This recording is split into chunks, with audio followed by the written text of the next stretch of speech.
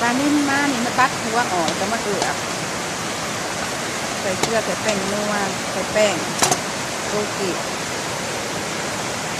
ใส่น้ำปลาซีอิ๊ว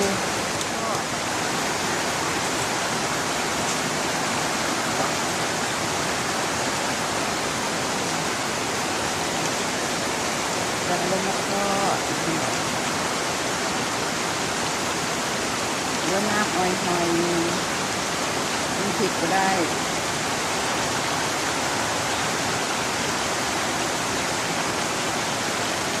ทอดจนกว่าซุปมันซุปกรอบไม่แน่ทอดเดือดแล้วเลี้ยงอันนี้ทอดเดือดแล้ว